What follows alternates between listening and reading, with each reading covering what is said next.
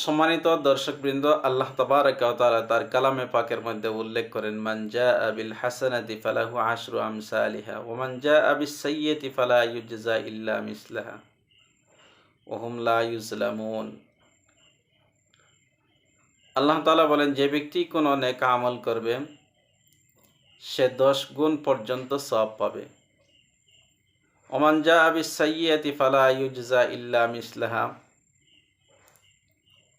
আর যে গুনাহের কাজ করিবে সে সমান সমান বদলা পাইবে এবং তাহাদের উপর কোনো জুলুম করা হইবে না। ওহুম লা ইউজলামুন, তাহাদের উপরে কোনো জুলুম করা হবে না।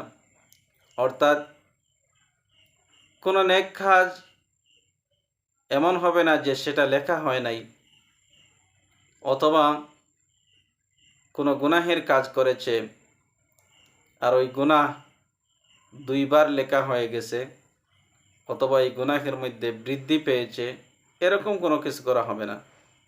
নেক কাজ করেছেন 10 গুণ সওয়াব পাবেন, এবং গুনাহের কাজ করেছেন ওই গুনাহের কাজের কারণে সমান যে বদলা আছে সেই বদলাই পাবেন, এর মধ্যে বাড়তি করা হবে না।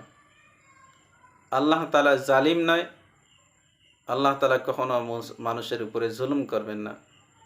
এই জন্য আমরা বেশি বেশি করে নেক আমল করব আর গুনাহ থেকে বেঁচে থাকার চেষ্টা করব।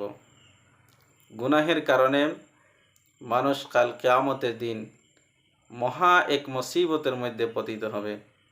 এই জন্য আমরা গুনাহের কাজকে ছাড়ব আর নেক কাজ যে সমস্ত আছে সেই সমস্ত নেক কাজ পরিপূর্ণভাবে আদায় করার চেষ্টা করব। আল্লাহ রাব্বুল আলামিন আমাদের সকলকে তৌফিক দান করুক। আমিন।